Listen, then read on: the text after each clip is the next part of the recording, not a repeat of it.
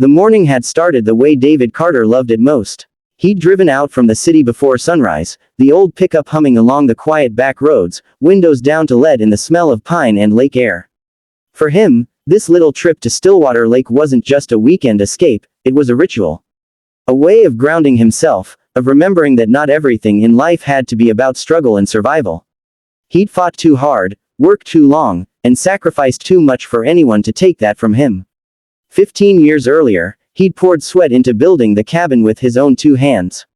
He remembered carrying lumber down the narrow road, hammering the frame until his palms blistered, and sleeping in a tent until the roof was finished. He hadn't hired contractors or relied on anyone else, it was his labor, his blood, and his vision. That's why when he pulled into the gravel driveway that morning and saw a moving truck parked in front of his cabin, his first reaction was disbelief. At first, he thought maybe he had the wrong day, that someone nearby was moving and just needed to turn around. But then he saw them. 2 young men in ball caps, sweating as they carried out his cedar rocking chair from the porch. His rocking chair, the one his late wife had given him on their anniversary. His stomach tightened like a vice. "Hey!" David's voice boomed across the clearing, his military bark snapping the air. "What do you think you're doing?"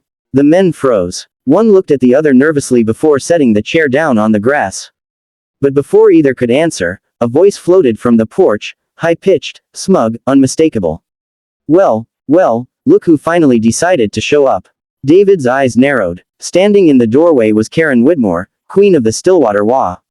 She wore her usual pressed slacks, a pastel blouse, and oversized sunglasses even though she was in the shade. The sight of her made his jaw tighten. For years she'd been the thorn in his side, writing him up for things like having firewood stacked too unevenly, or daring to barbecue ribs on a Sunday. "Karen," he said, his tone sharp. "Why are these people taking my things out of my cabin?" Karen stepped forward with a bright smile that didn't reach her eyes. She held a folder of papers like a weapon. "Correction, David, used to be your cabin. As of last week, it's been reassigned. You see, the HOA board voted unanimously to remove you as an owner due to repeated violations of community guidelines. Effective immediately, this property now belongs to my son, Kyle." For a moment, David just stared at her. Then he laughed, a humorless sound. "Are you out of your damn mind? You can't reassign property you don't own. I bought this land. I built that cabin. It's mine." Karen's smirk only grew. "Not anymore. You've ignored years of warnings and refused to comply with HOA standards. The board had no choice but to act in the community's best interest. My son will take better care of it." As if on cue, Kyle appeared down by the dock, shirtless, sunglasses on, a beer in hand like he was already king of the place. "Thanks for the free lake house, old man," he shouted, raising his can in mock salute. The rage that boiled in David's chest nearly spilled over, but he clenched his fists and forced himself to breathe. Losing control wouldn't help him now. He stepped closer to Karen, lowering his voice so only she could hear. "You listen to me. This cabin is mine. You and your board don't own a damn inch of this property, and you sure as hell don't have the right to give it away." Karen tilted her head, her condescension sharp as glass. "Oh, David, you've always thought the rules didn't apply to you. Consider this your lesson. You can stomp and bark all you want, but it won't change anything. The papers are signed, the board has spoken, and my son has already moved in. You might as well save yourself the embarrassment and walk away." For a long moment, David didn't move. He stared at her, at the truck full of his furniture, at the sun lounging on his dock, at the home he'd built with his own hands being stripped from him in broad daylight. Every instinct screamed at him to lash out, to fight right then and there. But instead, his voice came out low, steady, controlled, the way it had when giving orders in the field. "You've made a mistake, Karen. A big one. And I promise you, you're going to regret it." He turned on his heel and walked back toward his truck, leaving Karen smirking on the porch. But inside, he was already planning. Already plotting. Because if the HOA thought they could take from him without consequence, they were about to learn just how wrong they were. The drive back from Stillwater Lake was the longest David Carter could remember. Every mile seemed to stretch, his mind replaying Karen's smug smile and her son's drunken mockery. He gripped the steering wheel so hard his knuckles whitened. Losing the cabin wasn't just about losing property, it was losing years of work, love, and memories. It was about someone spitting in his face and daring him to take it. But David wasn't the kind of man who lashed out blindly. He hadn't survived war, grief, and a lifetime of prejudice by being reckless. No, he knew the power of patience, of planning. Control the ground, control the outcome, that was what his old commander used to say. And David intended to control every inch of ground that HOA office sat on. The first step was paperwork. When he got home, he pulled out a heavy lockbox from beneath his bed. Inside were neatly arranged folders, each labeled deed, taxes, surveys, title. He spread them across the kitchen table like a general unrolling battle maps. Every document confirmed what he already knew: the cabin was his, purchased fair and square, with all dues and taxes paid. The HOA had no legal claim to it whatsoever. That meant Karen wasn't relying on law, she was relying on intimidation. She knew most people didn't have the resources to challenge her or the stomach for drawn-out court battles. She counted on silence, compliance, and the fear of standing alone against the board. David leaned back in his chair, lips curling in a slow smile. She picked the wrong man. The next day, he drove to the county records office. The clerk, a young woman in glasses, greeted him politely. "Can I help you, sir?" "Yes," David said. "I need property maps for Stillwater Lake. Specifically, lots around the HOA head office." She raised an eyebrow, but after a few keystrokes, the printer began spitting out papers. He paid a small fee and sat down at a table with the stack. He traced lines with his finger, searching for something he remembered from years ago. And there it was, a narrow strip of land, barely 40 feet wide, that ran right along the lake's edge. It looked insignificant, but it butted up directly against the HOA's headquarters, separating their building from the dock and recreational area. He remembered when Karen and the board had tried to pressure him into selling it, calling it community interest property. He'd refused, on principle. Now, that stubborn refusal had become his golden ticket. If he built on that land, he could choke off their access to the water. Their office would sit like a trapped animal in a cage, cut off from the lakefront they bragged about in every glossy HOA brochure. The thought made David's chest rumble with quiet laughter. He needed execution, though. And for that, he knew exactly who to call. Later that evening, he met with his old army buddy, Luis Ortega, who now ran a small construction business.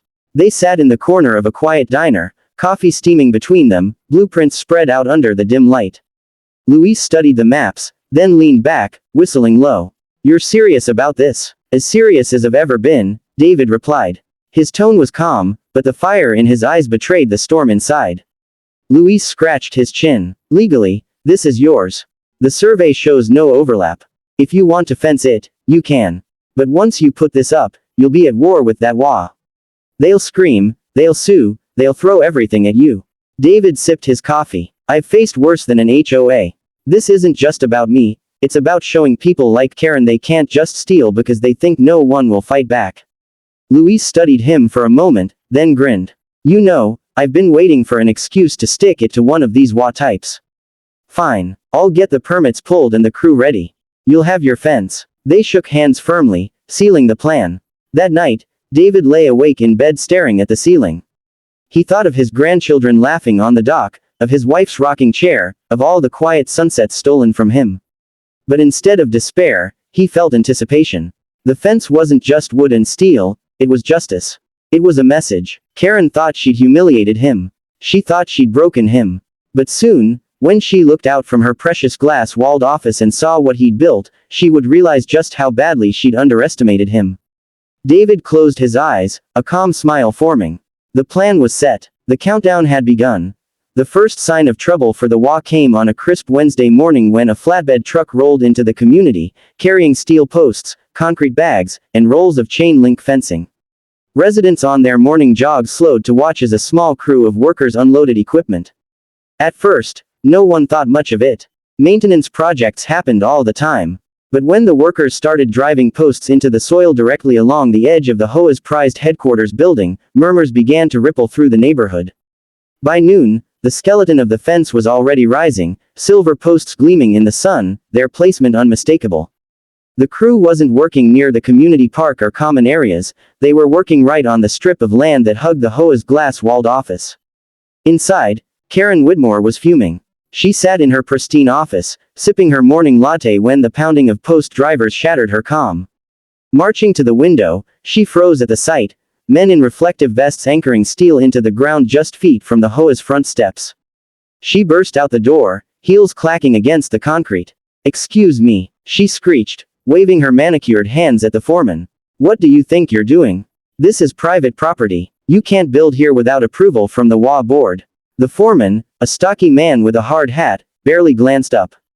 "Got a permit. County signed off last week. We're good." Karen's mouth fell open. "Permit? From who?" "From the guy who owns this land. Name's Carter." At the mention of David's name, Karen's face flushed red.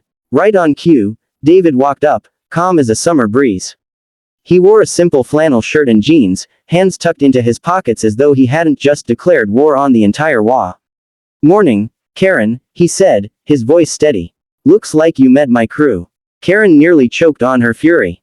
"Your crew? What are you doing? You can't just block off the HOA office like this." David reached into his folder and pulled out a neatly folded survey map. He unfolded it slowly, like a magician revealing a card trick. "Actually, I can. See this strip of land here? Bought it 15 years ago when I built my cabin. Paid taxes on it every year. The county confirmed it's mine. And right now, I'm exercising my right to build a fence." One of the board members, a nervous man named Harris, had come outside and was peering over Karen's shoulder. He leaned closer to the map, his eyes scanning nervously. Karen, he's right. This parcel, it's in his name." Karen whirled on him. "Don't you dare side with him." David gave a low chuckle. "I don't need anyone to side with me. I've got the law on my side.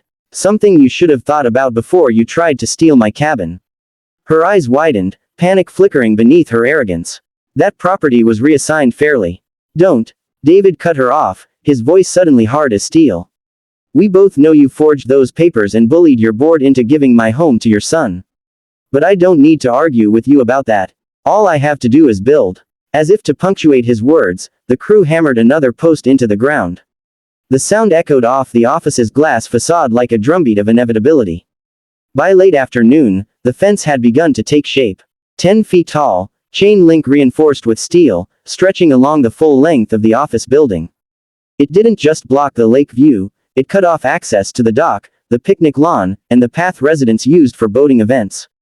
Neighbors began to gather, whispering among themselves. Some were shocked, others amused. A few even cheered quietly, tired of Karen's tyrannical rule. Karen, however, was unraveling. She paced in front of the workers like a rabid cat, shouting threats. "I'll call the sheriff. I'll sue you. I'll have your permit revoked." But each time, David simply held up his folder of documents, his calm smile never fading. "Go ahead. Sheriff already looked at these. County clerk signed them. Every I dotted, every T crossed. You've got no ground to stand on, Karen." Literally. By sunset, the last section of chain link was pulled tight and secured. The fence loomed tall and defiant, a steel wall boxing in the HOA's once pristine headquarters. From the lakefront side, the building looked like a cage. From the office side, employees and board members now stared out through their gleaming glass windows into nothing but metal links and shadows. Karen stood frozen, her face pale under the fading light. You can't do this to me." David stepped close enough that only she could hear. His voice was low, almost gentle, but carried the weight of a hammer. "You did this to yourself. You thought you could steal from me. You thought I'd roll over like everyone else. But now, every time you walk into this office, you'll remember the day you picked the wrong man to mess with." He tipped his hat, turned, and walked away while his crew packed up their tools. Behind him, the HOA's empire now sat caged, just like he'd promised. The next HOA meeting was unlike any other Stillwater had ever seen. Normally, only a handful of residents showed up, mostly retirees with too much time on their hands. But that evening, the hall was packed. Families stood shoulder to shoulder, mothers clutching restless children, fathers glaring, voices buzzing with anger. The air was thick with frustration, like a storm about to break. And at the center of it all, at the long oak table, sat Karen Whitmore, still trying to maintain her composure. She wore a tailored blazer and pearl earrings, her posture stiff, her chin tilted high. But anyone looking closely could see the cracks, her hands fidgeting with her papers, the sheen of sweat at her temples. When she banged the gavel to call the meeting to order, the crowd erupted. "You've ruined the summer swim program," one woman shouted. "My kids wait all year for it, and now the dock is fenced off." A man with a gray beard raised his voice above the noise. We paid extra fees for lake access. Now it's blocked. Are we getting refunds? Refunds. Another father barked. I want her fired. She's a crook. Karen slammed the gavel again. Order. Order. She demanded, her voice cracking. This outburst is unacceptable. The situation with the fence is temporary. Temporary. A mother snapped. That fence isn't moving, lady. We saw the permits. That land belongs to David Carter. The mention of David's name stirred another wave of murmurs. Everyone knew the story by now. How Karen had reassigned his cabin to her son. How she'd tried to bully him off land he had legally bought and paid for. And how he'd answered not with lawyers or shouting matches, but with steel, concrete, and patience. Just then, the double doors at the back of the hall creaked open. Heads turned. David Carter walked in, calm as ever, a folder tucked neatly under his arm. He didn't hurry, didn't posture. He simply strode to the front, the crowd parting for him instinctively. When he reached the podium, he placed the folder down, adjusted the microphone, and let the silence settle before he spoke. I think it's time we set the record straight, he said, his voice carrying easily through the room. Karen's eyes narrowed. You have no standing here, David. This is an HOA matter. Correction, David interrupted smoothly. He opened the folder and held up a stack of papers. This is a matter of law. Here's the deed to my cabin, purchased 15 years ago. Here are the tax receipts, paid every single year without fail. And here, he flipped to another document, tapping it with one finger, is proof that the Stillwater HOA attempted to illegally reassign my private property to Karen Whitmore's son. Gasps rippled through the crowd. Karen's face drained of color. David continued, his tone calm but relentless. I've already sent copies of these documents to the county judge. I've also filed a formal complaint citing abuse of power, fraud, and harassment. The law will handle what comes next. The room erupted again, this time with cheers and applause. Some people even stood, clapping and shouting David's name. Karen tried to regain control, her voice shrill. This is slander. You can't prove. David turned his eyes on her, steady and unflinching. I don't have to prove anything. The paperwork proves it for me. And I'm not the only one you've targeted, am I? How many others here have been fined for nonsense rules, bullied with threats, or pressured into giving up what's rightfully theirs? Hands shot up. Voices rang out. Me. She fined me for a grill. She tried to take my shed. She told me my flowers weren't community approved. The crowd was no longer with Karen, they were against her, furious and united. Harris, the nervous board member from before, finally stood and raised his hands. Enough. The board moves for an immediate vote of no confidence. Effective tonight, Karen Whitmore is removed as HOA president. The room erupted into thunderous applause. Karen's face twisted in outrage, but she could see it in their eyes, she was finished. Her empire had crumbled, her authority shredded in front of everyone she once lorded over. David closed his folder and stepped back from the podium. His work here was done. A week later, Karen officially resigned in disgrace. Her son was forced to leave the cabin. The county confirmed David's ownership beyond dispute, and the HOA, under new leadership, issued a formal apology. But the real victory wasn't just the cabin. It was the fence. Every morning, when Karen drove past the HOA office, she had to see it. A towering wall of steel fencing that boxed in the headquarters like a monument to her failure. It wasn't coming down anytime soon, the land was David's, and he had no intention of removing it. Back at his cabin, David sat on his porch, fishing rod in hand, watching the lake glisten under the evening sun. His grandchildren splashed on the dock, their laughter carrying across the water. Peace had returned, sweeter than before. He leaned back in his chair, a quiet smile tugging at his lips. Play stupid games, he murmured, casting his line into the still water, win stupid prizes. And in the distance, beyond the trees, the steel fence stood tall, justice written not in words, but in iron.